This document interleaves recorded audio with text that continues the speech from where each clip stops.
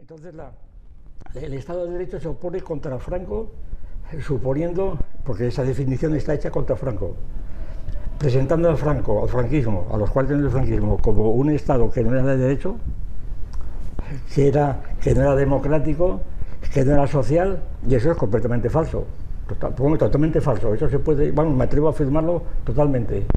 Primero, porque Estado de Derecho, en cierto modo, es una redundancia. Todo Estado es de derecho, si no es una tribu.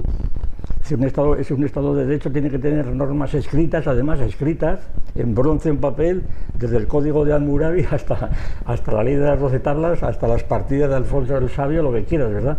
Tiene que haber, o el Código de Eurico, da igual. Es decir, si no hay leyes, no hay Estado.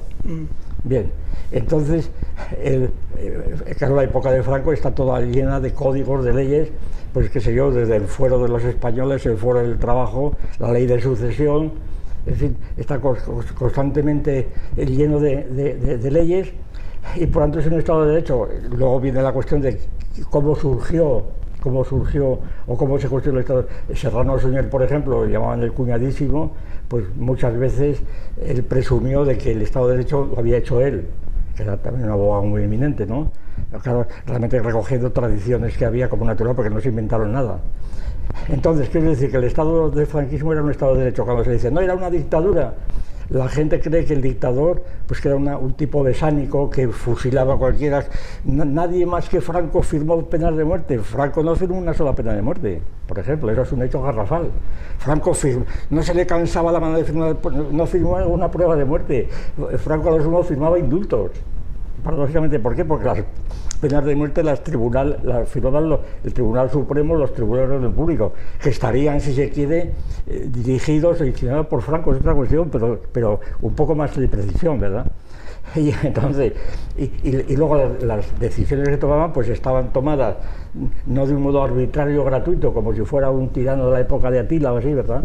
Sino que estaban tomadas, pues como natural, por consejos de ministros, expertos, discusiones, comisiones. Es decir, el funcionamiento era, desde el punto de vista antropológico, era exactamente igual que ahora. Había votaciones, había cortes. Yo he votado varias veces en la época de Franco. Por cierto, a la ley de sucesión yo recuerdo que voté poniendo Alejandro Magno. Me puse como en la papeleta, ¿verdad? Y nada, y no pasó nada. Es decir, había que votar, pues sí, pues yo votaba y ponía Alejandro Magno, el otro pondría lo que le daba la gana, ahí está, por eso. Entonces a mí me dice, ¿usted votó? Pues claro que voté. ¿Y qué? Pues sí que voté. Y entonces te lo echas en cara que votó. ¿Qué quieres? ¿Que no votase? Pues tenía que votar, porque yo estaba haciendo oposiciones, en fin, y además, vamos a decir que no, ni me lo planteé, ¿verdad? Total, que el Estado social, claro, olvidar que la época de Franco se continuaron, porque tampoco lo inventó él, eso venía ya de mucho atrás, venía desde el principio del siglo, de algunos de la época de dictadura de Primo de Rivera y después, pues todas las leyes sociales, las vacaciones pagadas. Bueno, todo el mundo recuerda, el que tenga una memoria normal, el que no sea miope memórica, pues aquellas grandes concentraciones que había el 1 de mayo, que sí que se habían bautizado como San José Obrero. Ahí aprovechó la iglesia para bautizar el 1 de mayo de San José Obrero. Claro, como era carpintero, pues mira, exhibía una virtualidad que tenía la iglesia católica, de un carpintero que era nada menos que el padre putativo de Jesús, ¿verdad? Y entonces, unas concentraciones gigantescas donde había centenares en toda España de trabajadores haciendo tablas de gimnasia, ¿verdad? Muy bonito, muy planteado. Entonces, ¿qué pasa? La idea de Carrillo, la idea que tenía el Partido Comunista, y como dice Carrillo en sus memorias, Carrillo, la idea que tenían en el exilio, y por supuesto los que se habían marchado a Francia, los que estaban en las guerrillas aquí, ¿no? Pues que fue el estar en las guerrillas es una de las cosas que justificaba, en cierto modo, que explicaba, si se quiere, dejar de justificar, que explicaba por qué siguió la represión tanto tiempo después de la guerra, ¿no? Represión que hubiera seguido igual si hubiera ganado los comunistas o los anarquistas, exactamente igual, claro, porque eso no se puede. Es decir, la represión es porque estaban en guerrillas, es decir, la guerra seguía de un modo encubierto. Bueno, pues entonces, cuando aquellas circunstancias de la represión y demás, No me acuerdo yo qué iba a decir. Bueno, fue precisamente Stalin el que le recomienda a Carrillo que deje las guerrillas y que se infiltre en comisiones obreras. Sí, pero yo tenía en la cabeza la imagen de la botella que está a punto de estallar. Eso es. La idea que tenían es que España era una botella que estaba a punto de estallar por la presión que estaba sometida, y que entonces bastaba que vinieran desde fuera cuando acabó la Segunda Guerra Mundial, el año 45, bastaba que entrasen por el Valle de Arán unos cuantos miles de guerrilleros para que la botella estallara. Y resulta que no estalló, que no estalló.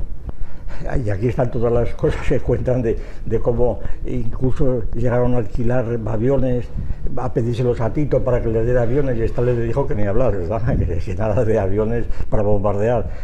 Y les insinuó, les sugirió aquella huelga nacional del año 56 o 57, sí, una huelga que se empezó en Barcelona y que realmente fue una guerra pacífica, pero que fue un fracaso en el fondo, porque no pasó nada con aquello. Es decir, que entonces ahí se vio claramente, y lo vieron muchos, que la época del franquismo, a pesar de toda la represión que nadie discute, y de las personas que la padecieron, pero la masa de la población estaba completamente adaptada. Había mejorado su nivel de vida después de pasar la época de la guerra. Tenía sus 600 y su coche, tenía vacaciones pagadas, se marchaban a hacer gimnasia por allí, ¿verdad?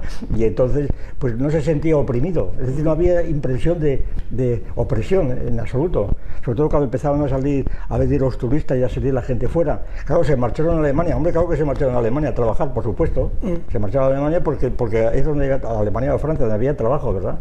Pero se marchaban con contratos de trabajo.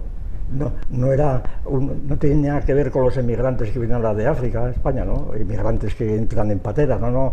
La gente iba con contrato de trabajo a una fábrica alemana, allí aprendían alemán, y muchos de ellos, y luego pues volvían a España, bien, incluso con pensiones que les había dado la fábrica aquella.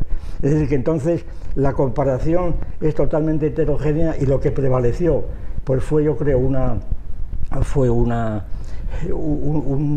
unos rasgos políticos, es decir, dictadura, república, izquierdas, derechas, otro concepto que todo estaba definido y luego quedó totalmente indefinido, pero sobre todo yo creo que fue la idea de haber pensado que ya en los primeros artículos de la Constitución, allí se ve claramente que no había absolutamente una idea de lo que se quería.